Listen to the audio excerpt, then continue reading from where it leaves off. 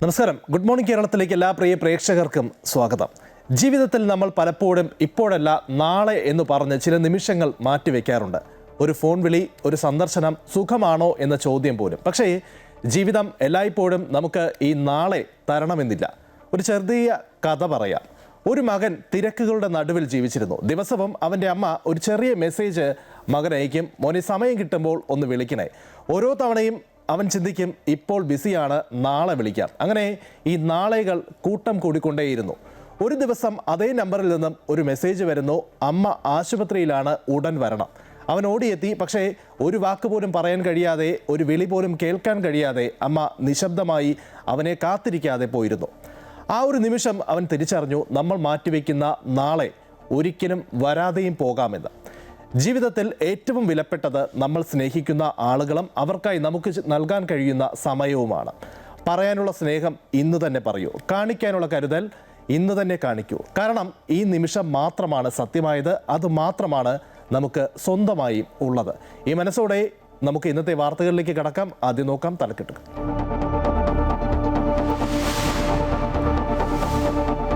വനിതാ സംവരണ ബില്ലിൽ ലോക്സഭയിൽ ഇന്നും നാളെയും ചർച്ച. ലോക്സഭയിലും നിയമസഭകളിലും വനിതകൾക്കായി സംവരണം ചെയ്യുന്നത് 1/3 സീറ്റ്. രാഷ്ട്രീയ ലക്ഷ്യത്തോടെയുള്ള ബില്ലിനെ എതിർക്കുമെന്ന് പ്രതിപക്ഷം. മണ്ഡല പുനർനിർണയത്തിൽ ആശങ്ക വേണ്ടെന്ന് കേന്ദ്ര സർക്കാർ.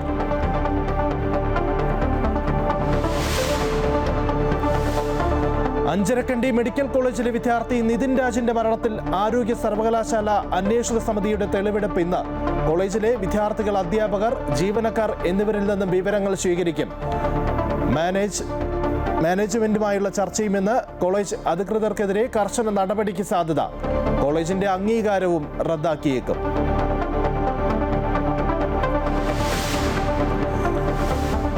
സംസ്ഥാനം വെന്തുരുകുന്നു. പാലക്കാട് ഉയർന്ന താപനില 40 ഡിഗ്രി സെൽഷ്യസിലെത്താൻ സാധ്യത. വൈദ്യുതി ഉപഭോഗം റെക്കോർഡ് ഭേദിച്ച് മുന്നേറുന്നു. ഇന്ന് വൈദ്യുതി മന്ത്രിയുടെ അധ്യക്ഷതയിൽ ഉന്നതതല യോഗം.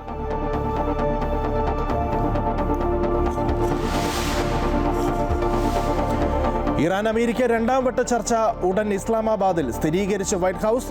എണ്ണ ഇറക്കുമതിക്ക് ഇന്ത്യക്ക് അനുവദിച്ചിരുന്ന ഉപരോധ ഇളവുകൾ പുതുക്കില്ല എന്ന് അമേരിക്ക. US നിന്നുള്ള എണ്ണ ഇറക്കുമതി ഇന്ത്യ വർദ്ധിപ്പിക്കുമെന്ന് പ്രതീക്ഷിക്കുന്നതായി US treasury secretary.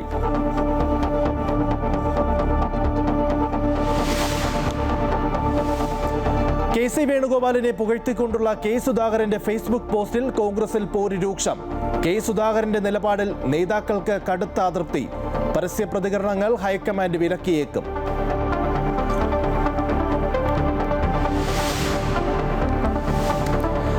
IPL Lucknow super ജയൻസിനെ 5 വിക്കറ്റിന് തകർത്ത് റോയൽ ചലഞ്ചേഴ്സ് ബംഗളൂരു. 49 റൺസ് നേടിയ Virat Kohli top scorer.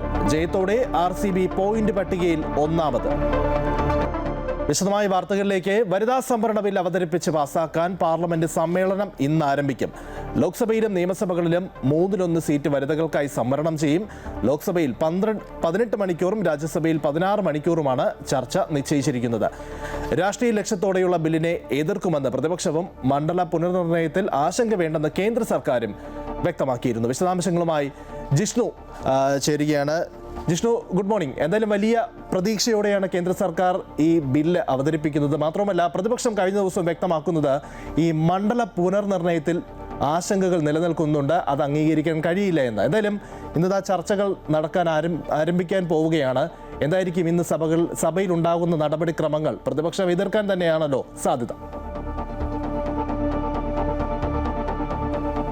Good morning. ചരിത്ര പ്രാധാന്യമുള്ള പാർലമെന്റ് സമ്മേളനത്തിനാണ് ഇന്ന് തുടക്കം കുറിക്കുന്നത്. രാജ്യത്തെ നിയമനിർമ്മാണ സഭകളിൽ, അതായത് നിയമസഭയിലും ലോക്സഭകളിലും വനിതകൾക്ക് 1/3 സംവരണം നൽകുന്ന വനിതാ സംവരണ ബിൽ അവതരിപ്പിച്ച് പാസാക്കാനാണ് കേന്ദ്ര സർക്കാർ ഈ സമ്മേളനം വിളിച്ചു ചേർത്തിട്ടുള്ളത്. അതിൽ പ്രതിപക്ഷം നിരവധി ആശങ്കകൾ ഉയർത്തിയിട്ടുണ്ട്. എങ്കിൽ പോലും രാജ്യത്തെ നിയമനിർമ്മാണ സഭകളിൽ 33% വനിതകൾക്ക് വേണ്ടി സംവരണം നൽകുന്ന ചരിത്ര പ്രാധാന്യമുള്ള ബില്ലാണ് കേന്ദ്ര സർക്കാർ അവതരിപ്പിക്കുക. 2011 സെൻസസിന്റെ അടിസ്ഥാനത്തിൽ നേരത്തെ നേരത്തെ പാസ്സാക്കിയിട്ടുള്ള ബില്ലിൽ ഈ നിലവിൽ നടന്നുകൊണ്ടിരിക്കുന്ന സെൻസസ് പൂർത്തിയാക്കി ആ സെൻസസിന്റെ അടിസ്ഥാനത്തിൽ മണ്ഡല പുനർക്രമീകരണവും വനിതാ സംവരണവും നടപ്പാക്കുക. അതാവുമ്പോൾ 2029 തെരഞ്ഞെടുപ്പിലേക്ക് വനിതാ സംവരണം നടപ്പാക്കാനുള്ള സാധ്യത കുറവായിരുന്നു. അതുകൊണ്ട് വളരെ വേഗത്തിൽ തന്നെ വനിതാ സംവരണം നടപ്പാക്കുക എന്ന ഉദ്ദേശത്തോടെ 2011 സെൻസസിന്റെ അടിസ്ഥാനത്തിൽ രാജ്യത്തെ മണ്ഡല പുനർനിർണയം നടത്തുകയും അതിന്മേൽ വനിതാ സംവരണം ഉറപ്പാക്കുകയുമാണ് ഈ 131ാമത് ഭരണഘടനാ ഭേദഗതി ബില്ലിന്റെ ലക്ഷ്യം. അത് ഇന്ന്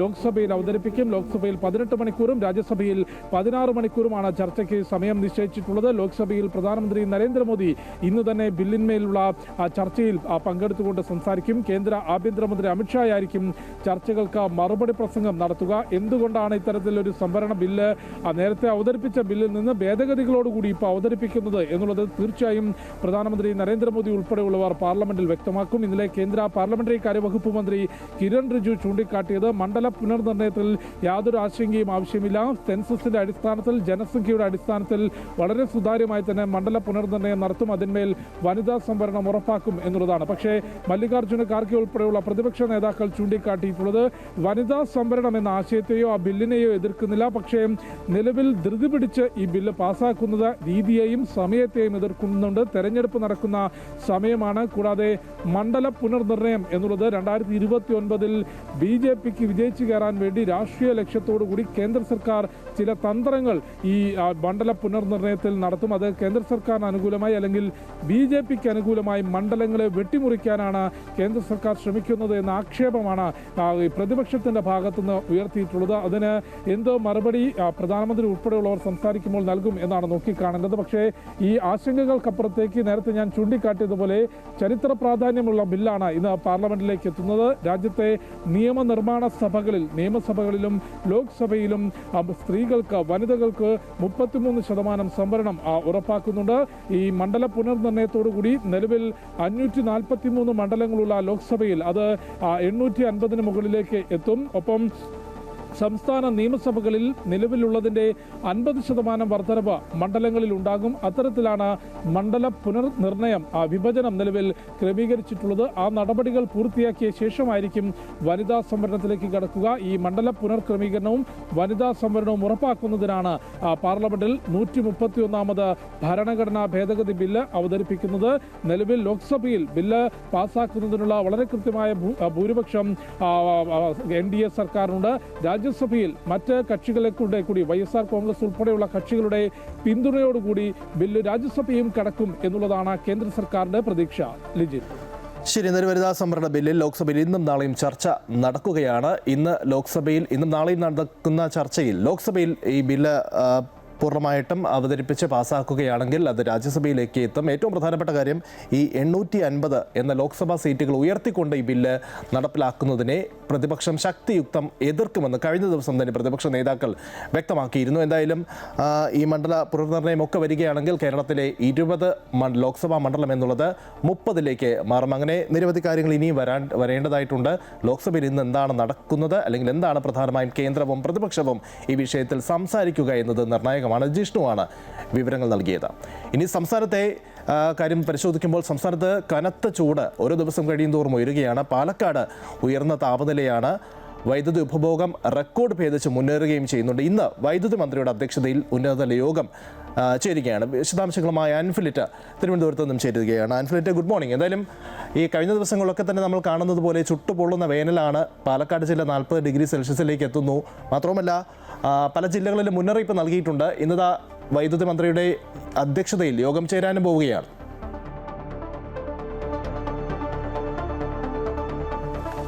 ലിജിൻ, തീർച്ചയായും വലിയ രീതിയിലാണ് ചൂട്. കനത്ത ചൂടിൽ കേരളം വെന്തുരുകയാണ്. അനുദിനം ചൂട് വലിയ രീതിയിൽ ഉയർന്നുകൊണ്ടിരിക്കുന്ന ഒരു സാഹചര്യം തന്നെയാണ് ഉള്ളത്. അതുകൊണ്ട് തന്നെ ജാഗ്രതയോടെ തന്നെയാണ് സംസ്ഥാനം മുന്നോട്ട് പോകുന്നത്. ജാഗ്രതയോടുകൂടി കാലാവസ്ഥാ നിരീക്ഷണ വകുപ്പും ദുരന്ത നിവാരണ അതോറിറ്റിയും ഒക്കെ തന്നെ ജാഗ്രതാ നിർദ്ദേശങ്ങളൊക്കെ പുറപ്പെടുവിച്ചിട്ടുണ്ട്. ഓരോ ദിവസവും ചൂടിന്റെ അത് റെക്കോർഡ് ഭേദിച്ച് മുന്നേറുന്ന ഒരു സാഹചര്യമാണ് നിലവിലുള്ളത്. പാലക്കാട് വലിയ രീതിയിലുള്ള ചൂടാണ്. ഏറ്റവും കൂടുതൽ ചൂട് നേരിടുന്നത് പാലക്കാടാണ്. പാലക്കാട് 40 ഡിഗ്രിയുടെ ചൂട് ഉയരാനുള്ള റെക്കോർഡ് ചൂടാണ് ഉയരാനുള്ള സാധ്യതയുണ്ട്.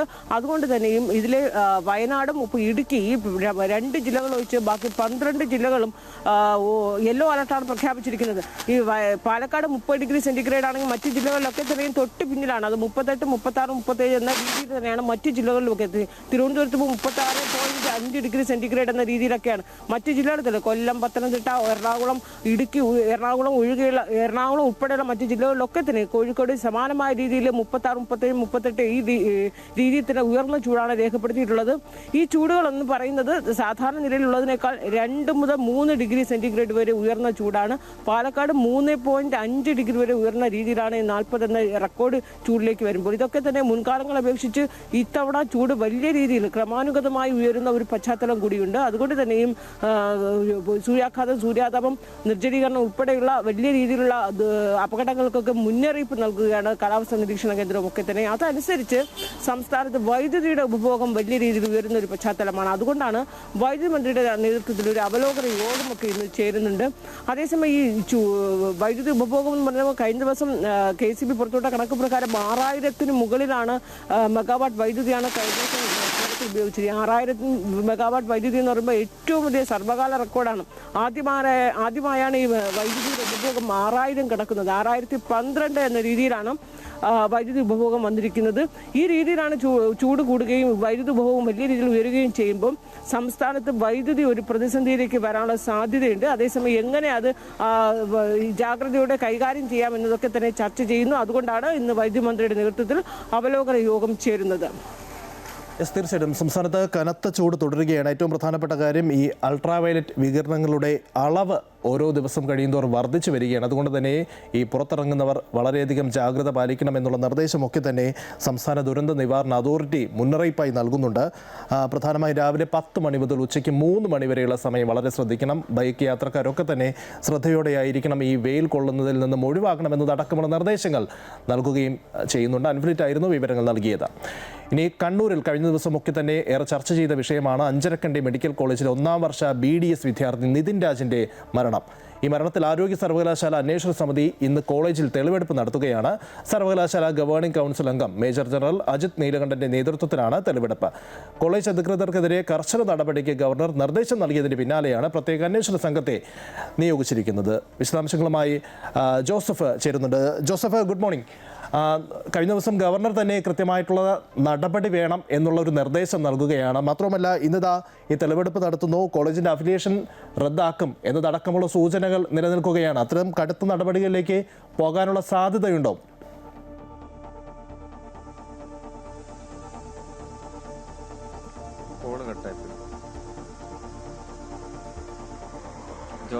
ജോസഫാണ് കണ്ണൂരിൽ. വിഷയത്തിൽ നിതിൻ്റെ മരണവുമായി ബന്ധപ്പെട്ടുള്ള വിഷയത്തിൽ അന്വേഷണ സംഘം ഇന്ന് കോളേജിലെത്തി തെളിവെടുപ്പ് നടത്തുകയാണ്. കഴിഞ്ഞ ദിവസം തന്നെ ഗവർണർ രാജേന്ദ്ര വിശ്വനാഥ് ആർലേക്കർ ഈ വിഷയത്തിൽ ശക്തമായ നടപടി സ്വീകരിക്കണമെന്നുള്ള അറിയിപ്പ് നൽകുകയുണ്ടായി. അതിൻ്റെ ഭാഗമായിട്ടാണ് പ്രത്യേക അന്വേഷണ സംഘത്തെ നിയോഗിച്ചതും. ഈ പ്രത്യേക അന്വേഷണ സംഘം ഇന്ന് കോളേജിലെത്തി തെളിവെടുപ്പ് നടത്തുകയും ചെയ്യും എന്നുള്ളതാണ്. എന്തായാലും ഇന്ന് സർവകലാശാല ഗവേണിംഗ് കൗൺസിൽ അംഗമായ മേജർ ജനറൽ അജിത് നീലകണ്ഠന്റെ നേതൃത്വത്തിലാണ് തെളിവെടുപ്പ് നടത്തുക. പ്രധാനമായും കോളേജിൽ നിലനിൽക്കുന്ന സാഹചര്യം, ഏതു ഘട്ടത്തിലാണ് നിതിന് ഇത്തരത്തിലൊരു മരണത്തിലേക്ക് നയിച്ചത് എന്നതടക്കമുള്ള കാര്യങ്ങളിലേക്ക് അന്വേഷണം നടക്കും. ഒപ്പം തന്നെ അധ്യാപകർക്കെതിരെ കടുത്ത ആരോപണങ്ങൾ നിലനിൽക്കുകയാണ്. ഈ ഓൺലൈൻ ആപ്പിൽ നിന്നും എടുത്ത ലോണുമായി ബന്ധപ്പെട്ടുള്ള വിഷയത്തിലാണ് നിതിൻ ആത്മഹത്യ ചെയ്തത് എന്നതടക്കമുള്ള വാദം ഒരു വശത്ത് ഉയർത്തുമ്പോഴും അങ്ങനെയല്ല എന്നുള്ളതാണ് ഓരോ ദിവസം കഴിയുന്തോറും പുറത്തുവരുന്ന തെളിവുകൾ വ്യക്തമാക്കുന്നത്. കഴിഞ്ഞ ദിവസം കൂടി നിതിൻ്റെ ഓഡിയോ സന്ദേശം പുറത്തു വന്നിരുന്നു. കോളേജിൽ നിതിൻ നേരിട്ട പ്രശ്നങ്ങളൊക്കെ തന്നെ കൃത്യമായി തന്നെ നിതിൻ തൻ്റെ സുഹൃത്തിനോട് ആ ഓഡിയോയിൽ പറയുന്നതും നമ്മൾ കേട്ടതാണ്. ഒരു അധ്യാപകൻ തന്നെ കോളേജിനകത്ത് വളരെ നല്ല രീതിയിൽ സഹായിച്ചു എന്നും എന്തൊക്കെ പ്രതിസന്ധി സഹിച്ചിട്ടാണെങ്കിലും താൻ ഈ ഡോക്ടറായിട്ടേ പുറത്തിറങ്ങൂ എന്ന ഒരു നിശ്ചയദാർഢ്യമൊക്കെ തന്നെ നിതിൻ്റെ വാക്കുകളിലുണ്ടായിരുന്നു. പക്ഷേ ദൗർഭാഗ്യവശാൽ നിതിന് മരണത്തിന് മുന്നിൽ നിതിൻ കീഴടങ്ങുകയായിരുന്നു ചെയ്തത്. ജോസഫ് തുടരുന്നുണ്ട്. ജോസഫ്, ഈ കഴിഞ്ഞ ദിവസമൊക്കെ തന്നെ ഗവർണർ കൃത്യമായിട്ടുള്ള മുന്നറിയിപ്പും നിർദ്ദേശവും ഒക്കെ നൽകിയിരുന്നു, കടുത്ത നടപടി വേണമെന്നുള്ളത്. ഇന്നിതാ കോളേജിലെത്തി സർവകലാശാല ഗവേണിംഗ് കൗൺസിൽ അംഗത്തിൻ്റെ നേതൃത്വത്തിൽ ഈ തെളിവെടുപ്പ് നടത്തുകയാണ്. മാത്രമല്ല കടുത്ത നടപടികളിലേക്ക്, കോളേജിനെതിരെ കടുത്ത നടപടികളിലേക്ക് കടക്കാനുള്ള സാധ്യതയും മുന്നിലുണ്ട് അല്ലേ? ലിജിൻ, തീർച്ചയായും അഞ്ചരക്കണ്ടി ഡെന്റൽ കോളേജിലുണ്ടായ സംഭവത്തിൽ കർശന നടപടിക്കാണ് ആരോഗ്യ സർവകലാശാല ഇപ്പോൾ നിർദ്ദേശം നൽകിയിരിക്കുന്നത്. ഗവർണറും അത്തരത്തിലുള്ളൊരു ശുപാർശയാണ് നൽകിയിരിക്കുന്നത്. ഇതിന്റെ അടിസ്ഥാനത്തിൽ ആരോഗ്യ സർവകലാശാലയിൽ നിന്നുള്ള വിദഗ്ധരടങ്ങുന്ന സംഘം ഇന്ന് അഞ്ചരക്കണ്ടി ഡെന്റൽ കോളേജിലെത്തും. അധ്യാപകരുടെയും ജീവനക്കാരുടെയും വിദ്യാർത്ഥികളുടെയും വിശദമായ മൊഴി രേഖപ്പെടുത്തുമെന്നാണ് മനസ്സിലാക്കാൻ സാധിച്ചത്. ഏറെ ദിവസങ്ങൾക്ക് ശേഷം നിതിൻ രാജിന്റെ സഹപാഠികളും ഇന്ന് കോളേജിലേക്ക് എത്തും എന്നതാണ് ഏറ്റവും വലിയ പ്രത്യേകത. കാരണം കഴിഞ്ഞ ദിവസങ്ങളിൽ ഉണ്ടായിരുന്നത് 4ാം വർഷ BDS വിദ്യാർത്ഥികളായിരുന്നു. പക്ഷേ ഇത്തരത്തിൽ നിതിൻ രാജിന്റെ സഹപാഠികൾ തന്നെ എത്തുന്നു എന്നൊരു പ്രത്യേകത കൂടി ഇന്നത്തെ ദിവസത്തിനുണ്ട്. എന്തായാലും ഇന്ന് മറ്റൊരു നിർണായകമായ കാര്യം, ഈ മുടങ്ങിപ്പോയ മാനേജ്മെന്റുമായിട്ടുള്ള ചർച്ചകൾ വിദ്യാർത്ഥികൾ ഇന്നും പുനരാരംഭിക്കുമെന്നുള്ള കാര്യമാണ്. ഇതിൽ വിവിധ ആവശ്യങ്ങൾ അവർ ഉന്നയിക്കാനുള്ള സാധ്യതയാണ് കാണുന്നത്. അതിൽ ഏറ്റവും പ്രധാനപ്പെട്ടത് ഈ അധ്യാപകരെ പുറത്താക്കണം. ചില അധ്യാപകർക്കെതിരെ ഗുരുതരമായ പരാതികളുണ്ട്. ആ പരാതികളിൽ ഗൌരവപൂർവ്വമായിട്ടുള്ള അന്വേഷണം നടത്തുകയും കുറ്റക്കാർക്കെതിരെ കർശനമായ നടപടി സ്വീകരിക്കുകയും ചെയ്യണം എന്നുള്ള കാര്യമാണ് ഈ വിദ്യാർത്ഥികൾ ആവശ്യപ്പെടുന്നത്. എന്തായാലും ഇന്ന് പ്രതിഷേധങ്ങൾക്കും കുറവില്ല. ഇന്ന് ഇത്തരത്തിൽ മുസ്ലിം ലീഗിന്റെ നേതൃത്വത്തിൽ കണ്ണൂർ കമ്മീഷണർ ഓഫീസിലേക്ക് വലിയ രീതിയിലുള്ള പ്രതിഷേധ മാർച്ച് സംഘടിപ്പിക്കുന്നുണ്ട്. അതായത് ഈ അധ്യാപകനെ പിടികൂടാനാവാത്തതിൽ പ്രതിഷേധിച്ചാണ് ഇത്തരത്തിൽ മുസ്ലിം ലീഗ് പ്രതിഷേധ സമരവുമായി രംഗത്തെത്തുന്നത്. അതുപോലെ തന്നെ ഇത്തരത്തിൽ എടക്കാടിലെ ഡോക്ടർ റാമിന്റെ ക്ലിനിക്കിലേക്ക് ഡിവൈഎഫ്ഐ പ്രവർത്തകർ പ്രതിഷേധവുമായി എത്തുന്ന ഒരു സാഹചര്യത്തിലേക്ക് കാര്യങ്ങൾ നീങ്ങിയിരിക്കുകയാണ്. എന്തായാലും അന്ന് ഇത്തരത്തിൽ ഡെന്റൽ കോളേജിലെ വിദ്യാർത്ഥി മരിക്കാനിടയായ സാഹചര്യം ഇത്തരത്തിൽ മാനേജ്മെന്റിന്റെ പീഡനവും, അതായത് അധ്യാപകരുടെ പീഡനമാണ് എന്നുള്ള കാര്യം ശരിവെക്കുന്ന തരത്തിലുള്ള ഓഡിയോ സന്ദേശങ്ങളൊക്കെ ഇതിനോടകം തന്നെ പുറത്തു വന്നതാണ്. അത് സാധൂകരിക്കുന്ന തെളിവുകളും പോലീസിന് ഇതിനോടകം തന്നെ ലഭിച്ചിട്ടുണ്ട്. പക്ഷേ പോലീസ് ഒരു കൃത്യമായ ഒരു നടപടിയിലേക്ക് കടക്കുന്നില്ല എന്നുള്ളതാണ് മനസ്സിലാക്കാൻ സാധിക്കുന്നത്. ജാമ്യമില്ലാ വകുപ്പുകൾ പ്രകാരമുള്ള കുറ്റമാണ് ഈ അധ്യാപകർക്കെതിരെ ചുമത്തിയിട്ട് പോലും ഇവരെ കണ്ടെത്താനോ അറസ്റ്റ് ചെയ്യാനോ മൊഴി രേഖപ്പെടുത്താനോ തയ്യാറാകുന്നില്ല. ഇത് വലിയൊരു ഗൂഢാലോചനയുണ്ട് എന്നാണ് വിദ്യാർത്ഥികളും നിതിൻ രാജിന്റെ സുഹൃത്തുക്കളും ഉൾപ്പെടെ ആരോപിക്കുന്നത്. എന്തായാലും സമാന രീതിയിലുള്ള പരാതി നിരവധി വിദ്യാർത്ഥികൾക്കുണ്ട്. 8ഓളം അധ്യാപകർക്കെതിരെ പരാതി നൽകുമെന്നും ഈ വിദ്യാർത്ഥികൾ ഇതിനോടകം തന്നെ സൂചിപ്പിച്ചിട്ടുണ്ട്. കാരണം ഈ ബോഡി ഷേമിങ്ങും ഇന്റേണൽ മാർക്ക് കുറയ്ക്കുന്നത് ഉൾപ്പെടെയുള്ള ചില കടുത്ത ശിക്ഷാരീതികൾ ഈ കോളേജിൽ നടപ്പിലാക്കിയതായിട്ടാണ് ഈ ആഭ്യന്തര അന്വേഷണത്തിൽ കണ്ടെത്താൻ സാധിച്ചിട്ടുള്ളത്. ഇതിന്റെ അടിസ്ഥാനത്തിൽ കർശന നടപടി ഉണ്ടാകുമെന്ന് തന്നെയാണ് പറയുന്നത്. എന്തായാലും ഇന്നത്തെ ദിവസം ഏറെ നിർണായകമാണ്. പ്രതിഷേധങ്ങളുണ്ട്, അതുപോലെ തന്നെ നിർണായകമായ നീക്കങ്ങളുണ്ട്. ആരോഗ്യ സർവകലാശാലയുടെ ഭാഗത്തുനിന്ന് പരിശോധന ഉൾപ്പെടെ ഉണ്ടാകുന്ന ഒരു സാഹചര്യത്തിലേക്ക് കാര്യങ്ങൾ നടക്കുകയാണ്. ഏറ്റവും പ്രധാനപ്പെട്ടത് ഈ കോളേജിന്റെ അംഗീകാരം ഉൾപ്പെടെ റദ്ദാക്കാനുള്ളൊരു നടപടിയിലേക്ക് അധികൃതർ കടന്നിരിക്കുന്നു എന്നുള്ള കാര്യമാണ്. കാരണം ഇത്തരത്തിലൊരു ഡെന്റൽ കോളേജ് ഇവിടെ പ്രവർത്തിക്കുന്നത് അത് വിദ്യാർത്ഥികളെ സംബന്ധിച്ചിടത്തോളം ഏറെ പ്രതിസന്ധി സൃഷ്ടിക്കുന്ന ഒരു. ശരി ജോസഫ്, എന്തായാലും ഏറെ നിർണായകമാണ് ഇന്ന് സംബന്ധിച്ചിടത്തോളം. കാരണം ഇന്ന് അന്വേഷണ സമിതി കോളേജിലെത്തി നിതിന്റെ മരണവുമായി ബന്ധപ്പെട്ട് അധ്യാപകരിൽ നിന്നും കുട്ടികളിൽ നിന്നും സഹപാഠികളിൽ നിന്നുമൊക്കെ വിവരങ്ങൾ ശേഖരിക്കുകയാണ്. ഏറ്റവും പ്രധാനപ്പെട്ട കാര്യം കോളേജിന്റെ അംഗീകാരം അഫിലിയേഷൻ റദ്ദാക്കുന്നതുമായി ബന്ധപ്പെട്ടുള്ള നടപടികളിലേക്ക് അധികൃതർ കടന്നിരിക്കുന്നു എന്നുള്ളതാണ് ലഭിക്കുന്ന വിവരം. ജോസഫാണ് വിവരങ്ങൾ നൽകിയത്. ഇനി തെരഞ്ഞെടുപ്പ് കഴിഞ്ഞു, തെരഞ്ഞെടുപ്പിൻ്റെ ഫലത്തിനായി കേരളം കാത്തിരിക്കുകയാണ്. പക്ഷെ അപ്പോഴേക്കും കോൺഗ്രസിനുള്ളിലെ മുഖ്യമന്ത്രി ചർച്ചകളെ ചൊല്ലി സമൂഹ മാധ്യമങ്ങളിലും തമ്മിലടി ആരംഭിച്ചിരിക്കുകയാണ്. KC വേണുഗോപാലിനെ പുകഴ്ത്തിയ K സുധാകരൻ്റെ ഫേസ്ബുക്ക് പോസ്റ്റിൽ പോര് രൂക്ഷമാകുന്നു. K സുധാകരൻ്റെ നിലപാടിൽ MP-മാർ ഉൾപ്പെടെയുള്ള നേതാക്കൾ കടുത്ത അതൃപ്തിയിലാണ്. പരസ്യ പ്രതികരണങ്ങൾ ഹൈക്കമാൻഡ് വിലക്കിയേക്കും. വിശദാംശങ്ങളുമായി അൻഫിലിറ്റ് ചേരുന്നുണ്ട്. അൻഫിലിറ്റ്, ഈ തെരഞ്ഞെടുപ്പ് കഴിഞ്ഞു, ഫലം കാത്തിരിക്കുകയാണ്. മെയ് 4 വരെ നമ്മൾ കാത്തിരിക്കേണ്ടി വരും. പക്ഷെ അപ്പോഴേക്കും കോൺഗ്രസിനുള്ളിൽ ഇത്തരത്തിലുള്ള ചർച്ചകൾ, മുഖ്യമന്ത്രി ചർച്ചകൾ ഒരു വശത്ത് വരുന്നു, മറുവശത്ത് ഇതാ സോഷ്യൽ മീഡിയയിൽ തന്നെ പരസ്യ പ്രതികരണങ്ങൾ വരുന്നു, പോരുണ്ടാകുന്നു. K സുധാകരൻ്റെ പോസ്റ്റിന് പിന്നാലെ മറ്റു ചില നേതാക്കളും പിന്തുണയുമായി പോസ്റ്റ് ഇടുകയും ചെയ്യുന്നുണ്ട്.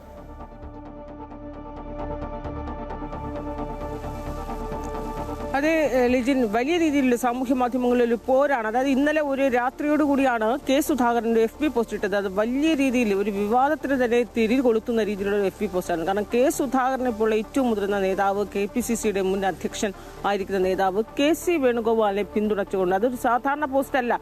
KC വേണുഗോപാൽ കേരള രാഷ്ട്രീയത്തിന്റെ അമരത്ത് വരണം, കേരള രാഷ്ട്രീയത്തെ നയിക്കാൻ ദിശാബോധമുള്ള ഒരു നേതാവാണ്.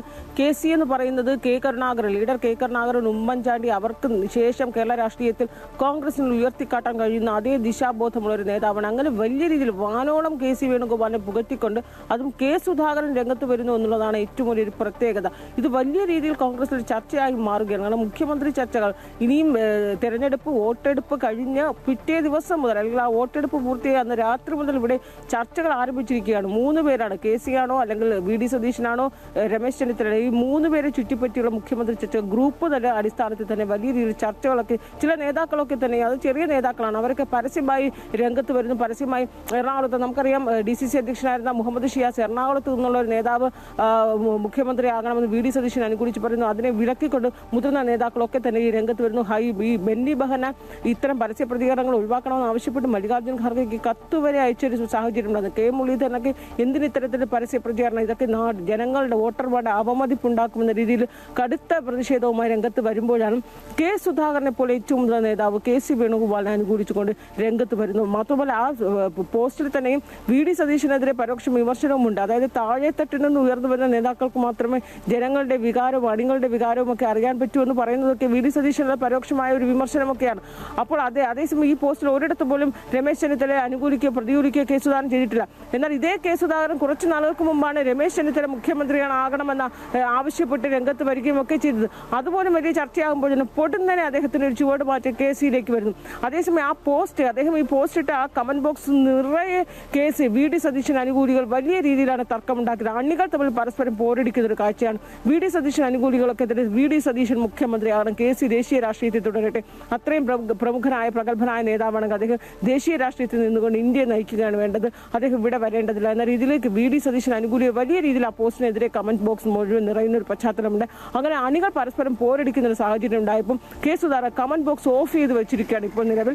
മാത്രമല്ല ഈ KC വേണുഗോപാൽ ഇപ്പോൾ അനുകൂലിച്ചുകൊണ്ട് കൂടുതൽ നേതാക്കളൊക്കെ രംഗത്ത്, അത് യുവ നേതാക്കളാണ്, അവിടെയാണ് ഏറ്റവും ശ്രദ്ധിക്കേണ്ടത്. റോജി M. ജോൺ, ബിനു ചുള്ളിയിൽ, ഈ വർക്കിംഗ് പ്രസിഡന്റായിരിക്കുന്ന youth Congress working president Binu Chulliyil, Ramya Haridas, Haritha Babu, ഈ അലോഷ്യസ് സേവ്യർ, ഈ അടക്കമുള്ള യൂത്ത് കോൺഗ്രസിലെ യുവ നേതാക്കൾ, KSUവിലെ നേതാക്കൾ അടക്കം KC വേണുഗോപാലിനെ അനുകൂലിച്ച് വരുമ്പോൾ തന്നെ അതൊരു വലിയൊരു പട KC വേണുഗോപാലിനായി സജ്ജമായിരിക്കുന്നത് തന്നെയാണ് മനസ്സിലാക്കേണ്ടത്. നമുക്കറിയാം 2 ദിവസം മുമ്പാണ് KC വേണുഗോപാലിന്റെ ഏറ്റവും വലിയ വിശ്വസ്തനായ AP അൽകുമാർ പാണക്കാട് എത്തുന്നു, ലീഗ് നേതാക്കളെ കാണുന്നു, PK കുഞ്ഞാലിക്കുട്ടിയെ കാണുന്നു, തങ്ങളെ കാണുന്നു. ഇതൊക്കെ തന്നെ ഒരു ലീഗിന്റെ ഒരു നീക്കം KC വേണുഗോപാൽ പക്ഷേ ലീഗിനെ ഒപ്പം നിർത്തിക്കൊണ്ടുള്ള ചില നീക്കങ്ങൾ നടത്തുന്ന രീതിയിൽ ചർച്ചകളൊക്കെ വലിയ രീതിയിൽ ഉയർന്നിരുന്നു. അപ്പോഴാണ് K സുധാകരൻ വളരെ പരസ്യമായി തന്നെ KCനെ അനുകൂലിച്ചുകൊണ്ടൊരു പോസ്റ്റൊക്കെ ഇടുന്നു. വലിയ രീതിയിൽ ചർച്ച ചെയ്യുന്നത്. അതേസമയം സുധാനെ പോലൊരു മുതിർന്ന നേതാവ് ഇങ്ങനെ പരസ്യമായി പോസ്റ്റ് ഇട്ടതിൽ MPമാരുൾപ്പെടെ കടുത്ത നേതാക്കളൊക്കെ തന്നെ കടുത്ത അതിർത്തിയിലും വിയോജിപ്പിലുമാണ്. ഈ രീതിയിൽ നേതാക്കൾ പരസ്യമായി രംഗത്ത് ഒരു 3 ആഴ്ച മാത്രമാണ് റിസൾട്ട് വരാനായി ബാക്കിയുള്ളത്. ഒരുപക്ഷെ ഹൈക്കമാൻഡിന്റെ ഭാഗത്ത് നിന്ന് ഇതിനെ വിലക്കിക്കൊണ്ടുള്ള നിർദ്ദേശങ്ങൾ ഇന്ന് തന്നെ ഉണ്ടാകുമെന്നും പ്രതീക്ഷിക്കാൻ. കാരണം ആ രീതിയിൽ കടുത്ത അതിർത്തിയിലും വിയോജിപ്പിലുമാണ് സംസ്ഥാന നേതാക്കൾ. എന്തായാലും K സുധാകരൻ നേരത്തെ ഈ സീറ്റ് നിർണ്ണയവുമായി ബന്ധപ്പെട്ടുണ്ടാക്കിയ പുകിൽ വലിയ രീതിയിൽ കോൺഗ്രസിനെ ബാധിച്ചു. അതിന് പിന്നാലെയാണ് തെരഞ്ഞെടുപ്പ് ഫലം അറിയാൻ ഇനിയും ദിവസങ്ങളുണ്ട്, മെയ് 4 വരെ കാത്തിരിക്കണം. പക്ഷെ അപ്പോഴേക്കും കോൺഗ്രസിനുള്ളിൽ മുഖ്യമന്ത്രിമാരുടെ അല്ലെങ്കിൽ പ്രഖ്യാപിക്കാൻ പോകുന്ന മുഖ്യമന്ത്രിമാരുടെ എണ്ണത്തിൽ വലിയ വർധനയുണ്ടാകുന്നു. മാത്രമല്ല അണികൾക്കിടയിൽ, പ്രത്യേകിച്ച് അവരുടെ തന്നെ യുവ നേതാക്കൾക്കിടയിൽ ഇത് വലിയ തരത്തിലുള്ള ഒരു അഭിപ്രായ വ്യത്യാസവും ഭിന്നതയും ഒക്കെ ഉണ്ടാവുകയാണ്. എന്തായാലും ഹൈക്കമാൻഡ് എന്ത് നിലപാട് ഇടപെടൽ എടുക്കുമെന്നുള്ളതാണ് ഏറെ പ്രധാനം. അൻഫിലിറ്റായിരുന്നു വിവരങ്ങൾ നൽകിയത്. മറ്റ് വാർത്തകളിലേക്ക്, ഇറാനിൽ നിന്നും റഷ്യയിൽ നിന്നുമുള്ള ഇന്ത്യയുടെ എണ്ണ ഇറക്കുമതിയിൽ വീണ്ടും അമേരിക്കയുടെ വിയോജിപ്പ്. ഏപ്രിൽ 19 ശേഷം എണ്ണ ഇറക്കുമതി അനുവദിക്കില്ല എന്ന നിലപാടിലാണ് അമേരിക്ക. ഇന്ത്യൻ വിദേശകാര്യ മന്ത്രാലയം പ്രതികരിച്ചിട്ടില്ല. US നിന്നുള്ള എണ്ണ ഇറക്കുമതി ഇന്ത്യ വർദ്ധിപ്പിക്കുമെന്ന് പ്രതീക്ഷിക്കുന്നതായും US treasury secretary Scott Bessent പറഞ്ഞു. ഇറാനെതിരായ US ഇസ്രായേൽ സംയുക്ത ആക്രമണത്തിന് പിന്നാലെ ഹോർമുസ് കടലിടുക്കിലൂടെയുള്ള കപ്പൽ ഗതാഗതം തടസ്സപ്പെട്ടു. ഇത് ആഗോള വിപണിയിൽ ക്രൂഡ് ഓയിലിന്റെ ലഭ്യത കുറയാനും വില കൂടാനും കാരണമായി. എണ്ണവില ബാരലിന് $100 മുകളിൽ പോയി. വിപണി സുസ്ഥിരമാക്കാനാണ് ഇളവുകൾ നൽകിയത് എന്നായിരുന്നു ട്രംപിന്റെ വാദം. അതിനിടെ അമേരിക്ക ഇറാൻ അടുത്ത ഘട്ട ചർച്ച നടക്കുമെന്ന് വൈറ്റ് ഹൗസ് സ്ഥിരീകരിച്ചു. അതിനിടെ ഗൾഫ് മേഖലയിൽ നിന്നും മഞ്ഞുരുക്കത്തിന്റെ സൂചനകളും വരുന്നുണ്ട്.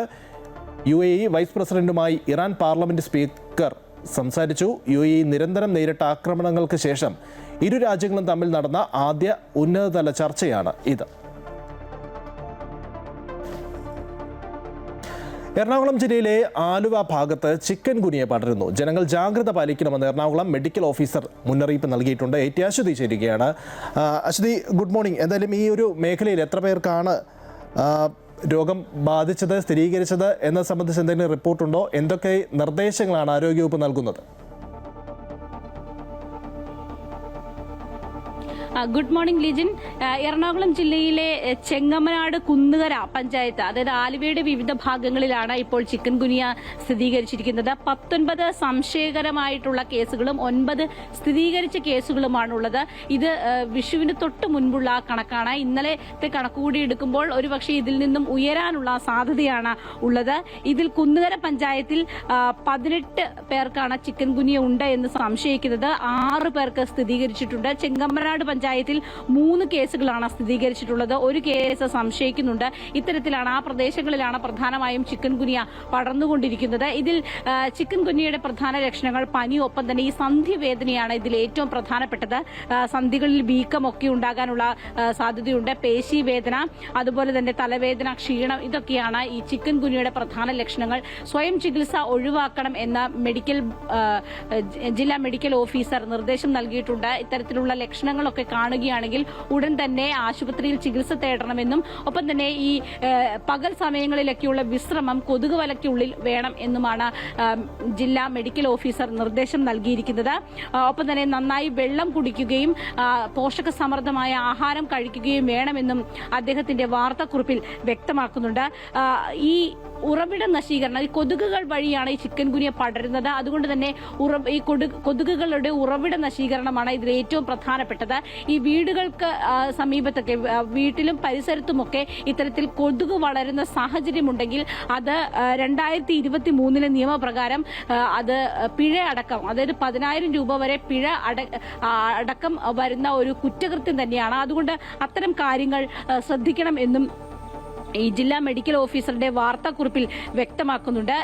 പൊതുജനാരോഗ്യ നിയമം 2023 പ്രകാരം വീടുകളുടെയും സ്ഥാപനങ്ങളുടെയും തോട്ടങ്ങളുടെയും പരിസരത്ത് കൊതുക് പെരുകാനുള്ള സാഹചര്യങ്ങൾ ഉണ്ടായാൽ 10,000 രൂപ വരെ പിഴയടക്കേണ്ടി വരും. എന്തായാലും ഈ കൊതുകുകൾ മൂലമാണ്, പ്രത്യേകിച്ച് ഈഡിസ് കൊതുകുകൾ മൂലമാണ് ഇത്തരത്തിലുള്ള രോഗം പ്രധാനമായും പടരുന്നത്. അതുകൊണ്ട് തന്നെ ഈ കൊതുകുകൾ ഉണ്ടാകുന്ന സാഹചര്യം ഇല്ലാതാക്കുക എന്ന് തന്നെയാണ് ഇതിൽ ഏറ്റവും പ്രധാനപ്പെട്ട കാര്യം. എന്തായാലും ഈ പ്രദേശങ്ങളിലൊക്കെ പ്രത്യേകമായിട്ടുള്ള ജാഗ്രതാ മുന്നറിയിപ്പ് നൽകിയിട്ടുണ്ട്. മറ്റാളുകളിലേക്കൊക്കെ ഇത് പടരാതിരിക്കാനുള്ള നിർദ്ദേശങ്ങൾ നൽകിയിട്ടുണ്ട്. ഈ കൊതുകുകൾ വഴി തന്നെയാണ് ഇത് ഒരാളിൽ നിന്ന് മറ്റൊരാളിലേക്ക് ഈ അസുഖം പകരുന്നത്. അതുകൊണ്ട് തന്നെ അതിൽ ജാഗ്രത പാലിക്കണമെന്നാണ് ജില്ലാ മെഡിക്കൽ ഓഫീസർ നൽകിയ നിർദ്ദേശം. എന്തായാലും ഇന്ന് കൂടുതൽ കണക്കെടുപ്പുകൾ ഇക്കാര്യത്തിൽ ഉണ്ടാകും.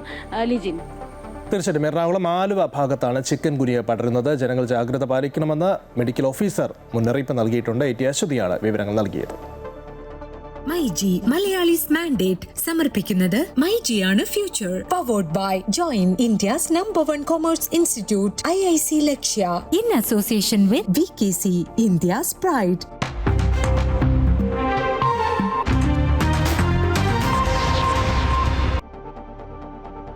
മുൻപ് 2 തവണ നിസാര വോട്ടിന് പരാജയപ്പെട്ട പീരുമേട്ടിലെ UDF സ്ഥാനാർത്ഥി സിറിയക് തോമസ് ഇത്തവണ വിജയം ഉറപ്പാണെന്ന വിശ്വാസത്തിലാണ്. കഴിഞ്ഞ 2 പ്രാവശ്യവും കോൺഗ്രസിലെ ഗ്രൂപ്പ് പോരാണ് അദ്ദേഹത്തിന് വിനയായത്. എന്നാൽ ഇത്തവണ തെരഞ്ഞെടുപ്പ് രംഗത്ത് കോൺഗ്രസ് ഒറ്റക്കെട്ടായിരുന്നുവെന്നും ഇതിന്റെ ഗുണം തനിക്ക് ലഭിക്കുമെന്നും സിറിയക് തോമസ് പറഞ്ഞു. UDF ഇത്തവണ ഏറെ വിജയപ്രതീക്ഷ വെച്ച് പുലർത്തുന്ന മണ്ഡലമാണ് പീരുമേട്. പീരുമേട്ടിലെ UDF സ്ഥാനാർത്ഥി സിറിയക് തോമസ് ആണ് നമ്മോടൊപ്പം ഉള്ളത്. തിരഞ്ഞെടുപ്പ് കഴിഞ്ഞുള്ള ഒരു വിലയിരുത്തൽ എന്തൊക്കെയാണ്? UDFിൻ്റെ നിയോജകമണ്ഡലം കമ്മിറ്റി കഴിഞ്ഞ ദിവസം കൂടിയപ്പോൾ ഒരു 10,000-ലധികം വോട്ടുകളുടെ ഭൂരിപക്ഷത്തിൽ ജയിക്കാൻ കഴിയുമെന്നാണ് വിലയിരുത്തപ്പെട്ടത്. 2 കാര്യങ്ങളുണ്ട്. ഒന്ന്, UDFിൻ്റെ പ്രവർത്തകരും നേതാക്കന്മാരും വളരെയധികം ഐക്യത്തോടുകൂടി ഇപ്രാവശ്യം ഈ തെരഞ്ഞെടുപ്പിൽ വിജയം ഉണ്ടാകണമെന്നുള്ള ഒരു കണക്കൂട്ടലിൽ തന്നെയാണ് പ്രവർത്തിച്ചത്. അതോടൊപ്പം തന്നെ ഇടതുപക്ഷ ഗവൺമെൻറ്റിനെതിരെയുള്ള ഒരു ജനവികാരവും ഇവിടെ ഈ തെരഞ്ഞെടുപ്പിൽ വളരെ ദൃശ്യമായിരുന്നു. അത് രണ്ടും UDFിന് അനുകൂലമാണ്. എനിക്ക് വിജയത്തിന് അനുകൂല ഘടകമായി ഞാൻ കരുതുന്നു. ഈ കഴിഞ്ഞ 2 തവണ മത്സരിക്കുമ്പോഴും ഒരു കയ്യെത്തും ദൂരത്തു നിന്നാണ് വിജയം നഷ്ടമായത്. ചെറിയ നിസ്സാര വോട്ടുകൾക്കാണ് പരാജയപ്പെട്ടത്. ഇത്തവണ അനുകൂലമായി മാറുന്ന ഘടകങ്ങൾ എന്തൊക്കെയാണ്? തീർച്ചയായിട്ടും കഴിഞ്ഞ 2 പ്രാവശ്യവും ഒരു ഇടതുപക്ഷ ട്രെൻഡ് നിലനിൽക്കുന്ന ഒരു സാഹചര്യമായിരുന്നു. എങ്കിലും കടുത്ത മത്സരം കാഴ്ചവെക്കാനായിട്ട് സാധിച്ചു. കഴിഞ്ഞ പ്രാവശ്യത്തേക്കാളും കൂടുതൽ ഞാൻ മുമ്പ് സൂചിപ്പിച്ച പോലെ UDFിൽ ഒരു ഐക്യവും ഒരു പ്രവർത്തനത്തിൽ ഒരു വളരെ മികച്ച ഒരു പ്രവർത്തന ശൈലിയും ഉണ്ടായിരുന്നു. ഇപ്രാവശ്യം അത് എല്ലാ പഞ്ചായത്തിലും പ്രതിഫലിച്ചു. എല്ലാ പഞ്ചായത്തിലും നമുക്ക് ലീഡ് കിട്ടുമെന്നാണ് പ്രതീക്ഷിക്കുന്നത്. വണ്ടിപ്പെരിയാർ കഴിഞ്ഞ പ്രാവശ്യം വളരെ പുറകെ പോയതാണ്. ഇപ്രാവശ്യം വണ്ടിപ്പെരിയാർ ഒപ്പത്തിനൊപ്പമോ അല്ലെങ്കിൽ UDFന് ഒരു നേരിയ മുൻതൂക്കം കിട്ടാനുള്ള സാധ്യതയാണ് വിലയിരുത്തപ്പെടുന്നത്. ഈ കഴിഞ്ഞ 2 തവണ മത്സരിച്ചപ്പോഴും ഇപ്പോൾ സൂചിപ്പിച്ചതുപോലെ തന്നെ UDFനുള്ളിൽ ചില പ്രശ്നങ്ങളുണ്ടായിരുന്നു, പ്രത്യേകിച്ച് കോൺഗ്രസിനുള്ളിൽ ചില പ്രശ്നങ്ങളുണ്ടായിരുന്നു. തോൽവിക്ക് ഒരു പക്ഷേ ഒരു ഘടകമായി തീർന്നത് തന്നെയാണ്. ഇത്തവണ അത്തരം ഒരു പ്രശ്നങ്ങളില്ല, പൂർണ്ണമായും ഒറ്റക്കെട്ടായും മുന്നേറാൻ കഴിഞ്ഞു എന്ന് തന്നെയാണ് വിശ്വസിക്കുന്നത്. തീർച്ചയായിട്ടും ഇപ്രാവശ്യം ഞങ്ങൾക്ക് എല്ലാ തലങ്ങളിലും നല്ല ഏകോപനവും മികച്ച ഇലക്ഷൻ മാനേജ്മെൻറ്റും ഉണ്ടായിരുന്നു. എല്ലാ പ്രവർത്തകരും ജയിക്കണമെന്നുള്ള വലിയ ഒരു ലക്ഷ്യത്തോടു കൂടിയാണ് ഇപ്രാവശ്യം പ്രവർത്തിച്ചത്. അത് തീർച്ചയായും ഈ തെരഞ്ഞെടുപ്പിന് വലിയ ഗുണം ചെയ്യും. ഈ പീരുമേട്ടിലെ തെരഞ്ഞെടുപ്പിൽ എല്ലാ കാലത്തും ഒരു 20-25 വർഷമെങ്കിലുമായി പ്രധാന പ്രചരണ വിഷയം തോട്ടമേഖലയിലെ പ്രതിസന്ധി തന്നെയാണ്. എങ്ങനെയാണ് ഈ പ്രതിസന്ധിയെ കാണുന്നത്? തോട്ടമേഖലയിലെ പ്രതിസന്ധി ഇപ്പോഴും പരിഹരിക്കപ്പെട്ടിട്ടില്ല എന്നുള്ളത് തന്നെയല്ല, അത് വളരെ രൂക്ഷമായിട്ട് നിൽക്കുന്ന ഇതാണ്. തൊഴിലാളികളുടെ ജീവിത രീതിയൊക്കെ വളരെ മോശകരമായി തുടരുന്നു. തോട്ടം പ്രതിസന്ധിയുടെ പേരിൽ പലപ്പോഴും മാനേജ്മെൻറ്റ് തൊഴിലാളികൾക്ക് ലഭിക്കേണ്ട പല ആനുകൂല്യങ്ങളും നിഷേധിക്കുന്ന ഒരു സാഹചര്യമുണ്ട്. ഇതിനൊക്കെ ഒരു പരിഹാരത്തിനായിട്ട് ശ്രമിക്കുകയോ അല്ലെങ്കിൽ ഒരു സർക്കാരിൻ്റെ ഭാഗത്തു നിന്നൊരു ഇടപെടലുണ്ടായില്ല എന്നുള്ളത് വലിയൊരു വിമർശനം ഈ പീരുമേട്ടിൽ നിലനിൽക്കുകയാണ്. സംസ്ഥാന സർക്കാരോ അല്ലെങ്കിൽ തൊഴിലുവകുപ്പോ ഈ കാര്യത്തിൽ വേണ്ട ഒരു നിലപാടുകൾ എടുത്തില്ല എന്നുള്ളത് വളരെ സ്പഷ്ടമായിട്ടുള്ള ഒരു കാര്യമാണ്. അത് ജനങ്ങൾക്ക് വലിയ അമർഷമുണ്ട്, തോട്ടം തൊഴിലാളികൾക്ക് വലിയ അമർഷമുണ്ട്. ഈ അവസാനം ശമ്പള വർധനവിൻ്റെ കാര്യത്തിൽ പോലും ഏകപക്ഷീയമായൊരു തീരുമാനമാണ് സർക്കാർ ഏറ്റെടുത്തത്. സാധാരണ PLCയിൽ ചർച്ച ചെയ്ത് തൊഴിലാളികളുടെ ഭാഗവും അത് യൂണിയനുകളുടെ ഭാഗം കേട്ട് മാനേജ്മെൻറ്റ് ഭാഗവും കേട്ട് ഒരു തീരുമാനമാണ് എടുക്കുന്നത്. പക്ഷേ ഇതിനകത്ത് യാതൊരു ചർച്ചയുമില്ല. ആദ്യത്തെ ഒരു ദിവസം തന്നെ ചില പ്രഖ്യാപനങ്ങൾ സർക്കാരിൻ്റെ ഭാഗത്തു നിന്നുണ്ടായി. അത് തൊഴിലാളികളെ കബളിപ്പിക്കുന്നതിന് തുല്യമാണ്. 100-ലധികം രൂപയുടെ ഒരു വർധനമാണ് നമ്മളെല്ലാം പ്രതീക്ഷിച്ചത്. തൊഴിലാളി അങ്ങനെ പ്രതീക്ഷിച്ച് ഇപ്പോഴത്തെ ജീവിത സാഹചര്യം ചെയ്യണം. അതുപോലെ തന്നെ മറ്റുള്ള കാര്യങ്ങളും ലയങ്ങളുടെ കാര്യത്തിലും അതുപോലെ തന്നെ ചികിത്സാ സൗകര്യങ്ങൾ ഏർപ്പെടുത്തുന്നതൊക്കെ കഴിഞ്ഞ കുറേ നാളുകളായി ചില പ്രഖ്യാപനങ്ങൾ മാത്രം നിലനിൽക്കുന്നു. അതിനൊന്നൊരു പരിഹാരം ഉണ്ടായില്ല. അതിന് തീർച്ചയായും ഒരു മാറ്റമുണ്ടാവും. ഐക്യ ജനാധിപത്യ മുന്നണിക്ക് ഒരു ഗവൺമെൻറ് വന്നാൽ തീർച്ചയായിട്ടും ഇതിനുണ്ടാവും. ഞാൻ നിങ്ങൾ ട്രേഡ് യൂണിയൻ മേഖലയിൽ കഴിഞ്ഞ 20-25 വർഷമായിട്ട് പ്രവർത്തിക്കുന്ന ഒരാളാണ്. തീർച്ചയായിട്ടും ഈ കാര്യങ്ങൾക്കൊക്കെ ഒരു പരിഹാരമുണ്ടാക്കാനുള്ള അതിൻ്റെ സൊല്യൂഷൻസ്, അതിൻ്റെ നിർദ്ദേശങ്ങൾ തീർച്ചയായും ഞങ്ങളുടെ പക്കലുണ്ട്. ഉറപ്പായിട്ടും ഒരു ഐക്യ ജനാധിപത്യ മുന്നണി ഒരു സർക്കാർ അധികാരത്തിൽ വന്നാൽ ഇതൊക്കെ നടപ്പാക്കാൻ ഞങ്ങൾക്ക് കഴിയും. 2016-ലും 2021-ലും നിസ്സാര വോട്ടുകൾക്കാണ് സിറിയക് തോമസ് പരാജയപ്പെട്ടത്. എന്നാൽ ഇത്തവണ ആ 2 പരാജയങ്ങൾക്കും പരിഹാരം കാണാൻ കഴിയും, മികച്ച വിജയം കരസ്ഥമാക്കാൻ കഴിയും എന്ന ഉത്തമ വിശ്വാസത്തിൽ തന്നെയാണ് സിറിയക് തോമസ്. പീരുമേട്ടിൽ നിന്നും MC ബോബൻ, അമൃത ന്യൂസ്. മറ്റു വാർത്തകൾ നോക്കാം. മധ്യവേനൽ അവധി തുടങ്ങിയതോടെ ഇടുക്കി വാഗമണ്ണിലേക്ക് സന്ദർശക പ്രവാഹം. കത്തുന്ന വേനലിലും കുളിരുള്ള കാലാവസ്ഥയാണ് വാഗമണ്ണിലേക്ക് വിനോദസഞ്ചാരികളെ ആകർഷിക്കുന്നത്. വേനൽ ചൂടിൽ ഉരുകുകയാണ് സംസ്ഥാനം. ഇതിനിടെ അല്പം കുളിരു തേടിയാണ് സഞ്ചാരികൾ യാത്രകൾ പുറപ്പെടുന്നത്. മനോഹര കാഴ്ചകൾക്കപ്പുറം കുളിരുള്ള കാലാവസ്ഥയും വാഗമണ്ണിന്റെ പ്രധാന ആകർഷണമാണ്.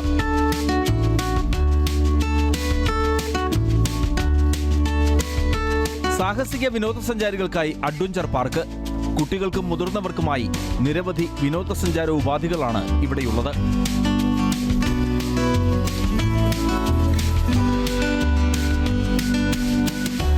പൈൻ ഫോറസ്റ്റാണ് സഞ്ചാരികളെ ഏറെ ആകർഷിക്കുന്നത്.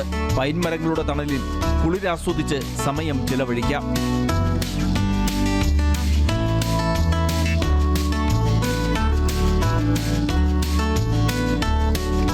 ചൂടുണ്ടെങ്കിലും പിന്നെ വെയിലുണ്ടെങ്കിലും നമുക്ക് ആ ചൂട് ഏൽക്കുന്നില്ല. ആ ക്ലൈമറ്റ് ഉണ്ടായിരിക്കും. ക്ലൈമറ്റ് നല്ല രസമുണ്ട്. ഇപ്പോഴത്തെ കാലാവസ്ഥ വെച്ചിട്ട് നമുക്ക് ഇവിടെ നല്ലൊരു ഫീലുണ്ട്, നല്ല വൈബാ. സീസണിന്റെ തുടക്കത്തിൽ തന്നെ വാഗമണ്ണിലേക്ക് സഞ്ചാരികളുടെ ഒഴുക്കാണ്. വരും ദിവസങ്ങളിൽ തിരക്ക് ഇനിയും കൂടുമെന്നാണ് പ്രതീക്ഷ. MC Boban, Amrita news, Idukki. അതിതീവ്ര വേനൽ മുന്നറിയിപ്പുകൾ തുടരുന്നതിനിടയിൽ ആലപ്പുഴ ദേശീയപാതയിൽ അമ്പലപ്പുഴ ജംഗ്ഷനിൽ വെയിറ്റിംഗ് ഷെഡ് ഇല്ലാത്തത് യാത്രക്കാരെ ദുരിതത്തിലാക്കുന്നു. KSRTC ബസ്സിടിച്ച് തകർന്ന വെയിറ്റിംഗ് ഷെഡ് തകർന്നു കിടക്കാൻ തുടങ്ങിയിട്ട് നാളുകളായതോടെ വലിയ ബുദ്ധിമുട്ടിലാണ് ബസ് യാത്രികർ. തിരുവനന്തപുരം ഭാഗത്തേക്കുള്ള വെയിറ്റിംഗ് ഷെഡാണ് കഴിഞ്ഞ മാസം 24-ന് KSRTC ബസ് ഇടിച്ച് തകർന്നു വീണത്. സംഭവത്തിൽ ആളപായം ഒഴിവായെങ്കിലും അന്നു മുതൽ യാത്രക്കാർക്ക് ബസ് കാത്തു നിൽക്കാൻ മറ്റൊരിടമില്ല. യാത്രക്കാർ തകർന്ന വെയിറ്റിംഗ് ഷെഡിന് സമീപം റോഡരികിലാണ് കാത്തു നിൽക്കുന്നത്.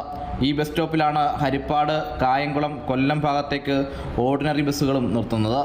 അമ്പലപ്പുഴ ക്ഷേത്രം, കോടതി, medical college, PH centre, government college എന്നിവിടങ്ങളിലേക്കുള്ള യാത്രക്കാരും തിരുവല്ല ഭാഗത്തു നിന്ന് ദേശീയപാത വഴി തെക്കൻ മേഖലയിലേക്കുള്ള യാത്രക്കാരും ബസ് കാത്തു നിൽക്കുന്നത് ഇവിടെയാണ്. വളരെ അടിയന്തരമായി KSRTCയും അതുപോലെ പഞ്ചായത്തും ഇടപെട്ട് എത്രയും പെട്ടെന്ന് ഇത് ശരിയാക്കിയില്ലെങ്കിൽ മഴ ഇനി വരുന്ന മഴയത്ത് പോലും ഈ ജനമെല്ലാം ഇവിടെ ബസ് കാത്ത് നിൽക്കേണ്ടി വരും.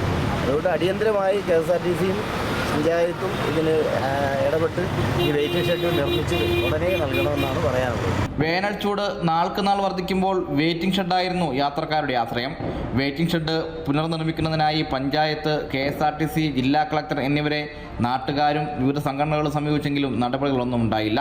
ദുരന്ത നിവാരണ അതോറിറ്റിയോ ഗ്രാമപഞ്ചായത്തോ ഇടപെട്ട് ഷാമിയാന പോലുള്ള താൽക്കാലിക പന്തൽ സംവിധാനം ഇവിടെ സജ്ജമാക്കണമെന്നാണ് യാത്രക്കാരുടെയും നാട്ടുകാരുടെയും ആവശ്യം. അമൃത ന്യൂസ്, ആലപ്പുഴ. കടുത്ത വേനലിൽ കാസർഗോഡ് പുത്തികൈ പുഴ വറ്റിവരണ്ടു. പുഴ വരണ്ടത് മഞ്ചേശ്വരം താലൂക്കിലെ വിവിധ പ്രദേശങ്ങളിൽ കുടിവെള്ളക്ഷാമത്തിന് ഇടയാക്കുമെന്ന ആശങ്ക ഉയർത്തുന്നുണ്ട്.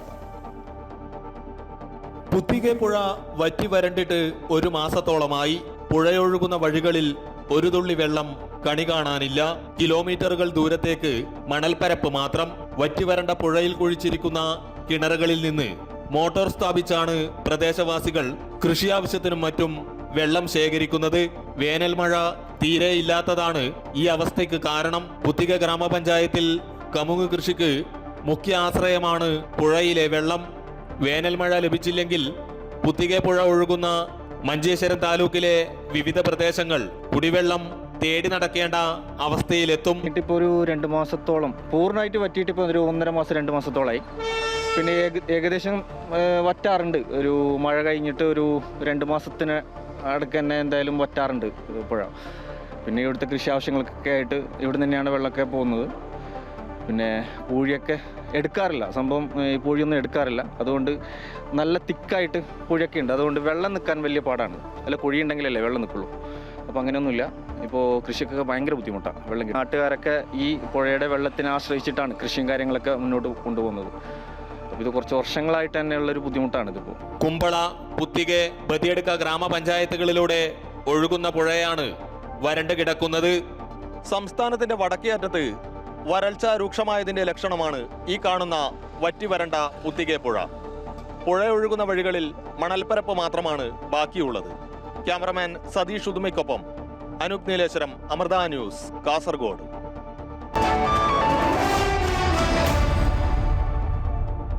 ഇനി വിപണി വിലയിരുത്തലുമായി ധനകാര്യ ഓഹരി വിദഗ്ധൻ K. ദിലീപ് ചേരുകയാണ്. ദിലീപ്, ഇന്ന് വ്യാപാരം എങ്ങനെയായിരിക്കും ആരംഭിക്കുക? വിപണിയിൽ ഇന്ന് ഉണ്ടാകുന്ന മാറ്റങ്ങൾ എന്തൊക്കെയായിരിക്കും?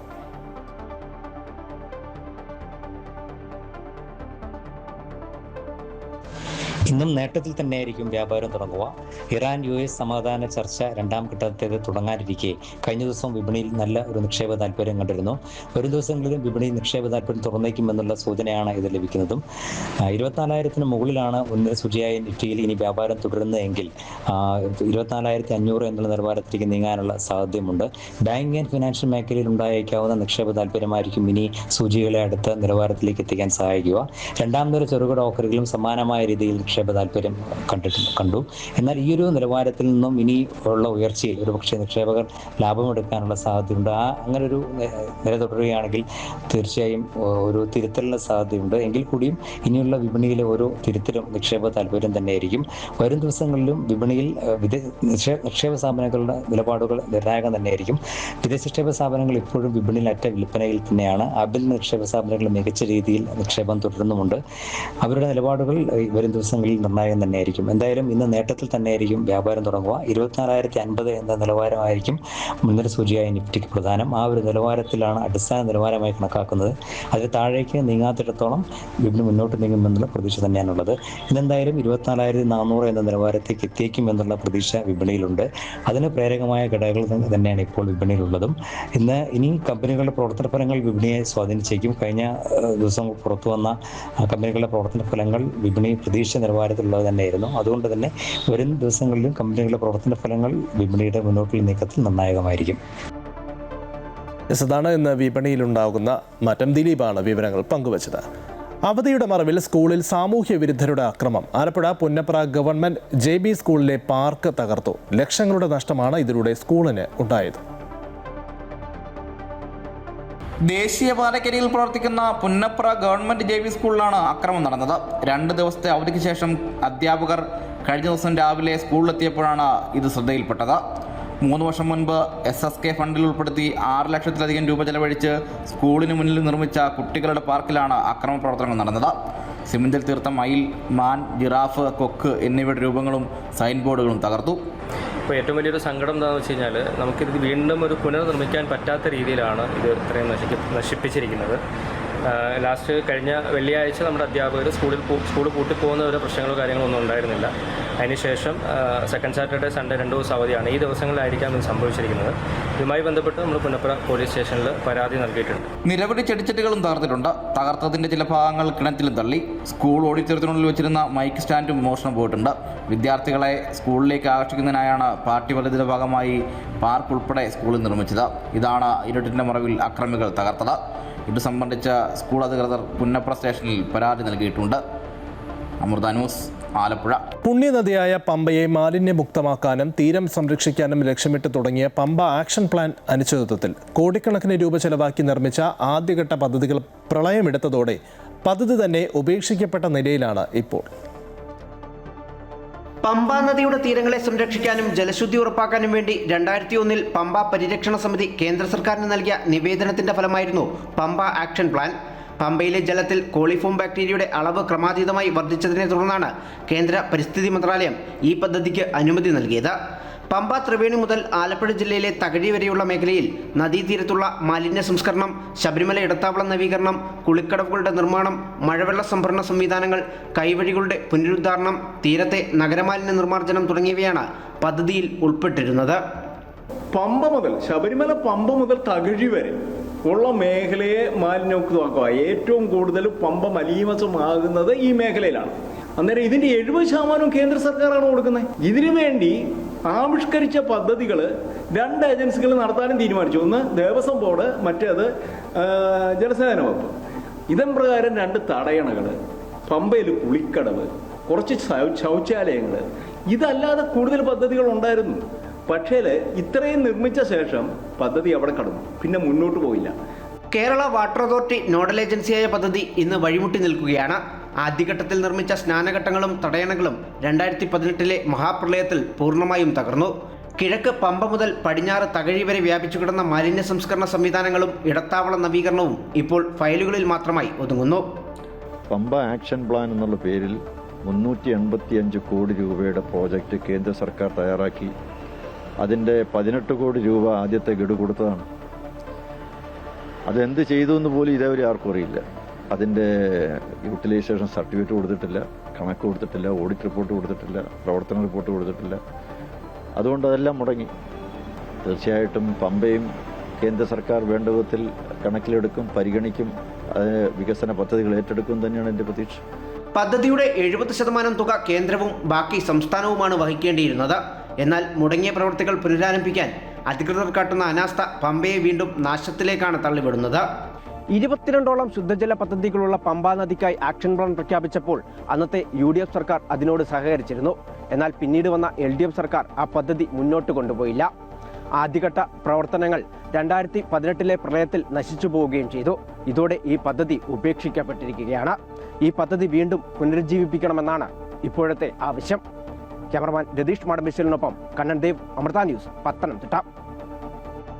ശബരിമല യുവതീ പ്രവേശന കേസിൽ സുപ്രീം കോടതിയുടെ നിർണായക നിരീക്ഷണം. ലക്ഷക്കണക്കിന് ഭക്തർ വിശ്വസിക്കുന്ന ആചാരം തെറ്റാണെന്ന് കോടതികൾക്ക് എങ്ങനെ പറയാനാകുമെന്ന് ചീഫ് ജസ്റ്റിസിന്റെ അധ്യക്ഷതയിലുള്ള ഭരണഘടനാ ബെഞ്ച് ചോദിച്ചു. സാമൂഹ്യ പരിഷ്കരണം എന്ന പേരിൽ മതത്തിന്റെ അന്തസ്സത്ത ഇല്ലാതാക്കാനാകില്ല എന്നും വാദത്തിനിടെ കോടതി ചൂണ്ടിക്കാട്ടി.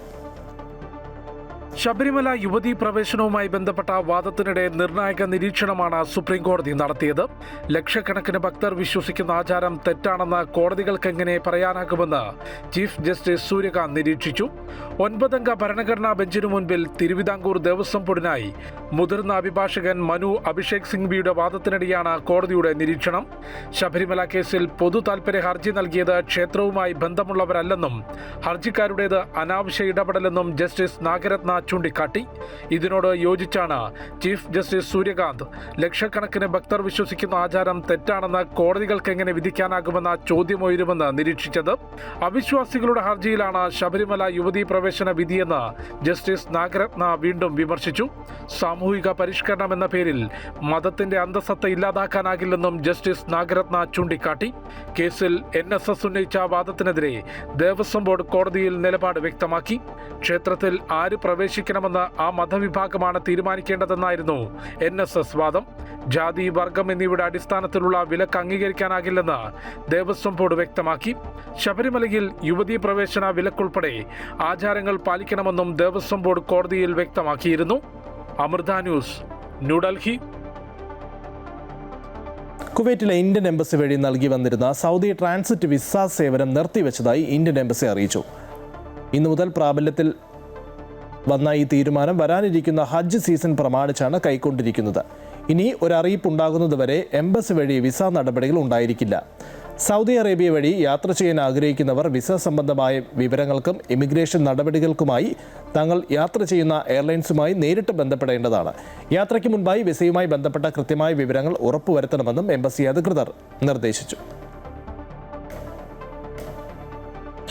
ഈ വർഷത്തെ ഹജ്ജുമായി ബന്ധപ്പെട്ട മക്കയിലേക്ക് പോകുന്നവർ ഹജ്ജ് പെർമിറ്റ് വ്യവസ്ഥ ലംഘിക്കുകയാണെങ്കിൽ 1 ലക്ഷം റിയാൽ പിഴയും നാടുകടത്തലും വീണ്ടും രാജ്യത്തേക്ക് പ്രവേശന വിലക്കും ലഭിക്കുമെന്ന് സൗദി ആഭ്യന്തര മന്ത്രാലയം മുന്നറിയിപ്പ് നൽകി. പെർമിറ്റ് ഇല്ലാതെ ഹജ്ജ് നിർവഹിച്ചോ ഹജ്ജ് നിർവഹിക്കാൻ ശ്രമിച്ചോ പിടിയിലാകുന്നവർക്ക് 20,000 റിയാൽ പിഴ ചുമത്തും. ദുൽഖിയദ 1 മുതൽ ദുൽഹജ്ജ് 14 വരെയുള്ള ദിവസങ്ങളിൽ മക്ക നഗരത്തിലേക്കും പുണ്യസ്ഥലങ്ങളിലേക്കും പ്രവേശിക്കുകയോ പ്രവേശിക്കാൻ ശ്രമിക്കുകയോ അവിടെ താമസിക്കുകയോ ചെയ്യുന്ന വിസിറ്റ് വിസക്കാർക്ക് ഇതേ പിഴ ലഭിക്കും.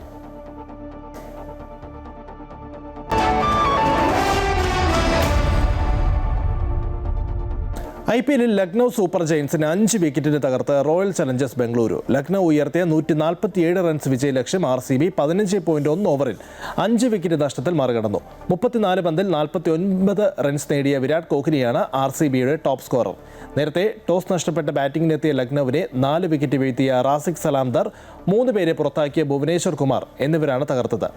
40 റൺസ് നേടിയ മിച്ചൽ മാർഷാണ് ലക്നൌവിന്റെ ടോപ്പ് സ്കോറർ. ജയത്തോടെ RCB പോയിന്റ് പട്ടികയിൽ ഒന്നാമതെത്തി. ഗുഡ് മോർണിംഗ് കേരളം പൂർണ്ണമാവുകയാണ്. കൂടുതൽ വാർത്തകൾക്കായി അമൃത ന്യൂസിൻ്റെ യൂട്യൂബ് ചാനൽ കാണുക. നമസ്കാരം.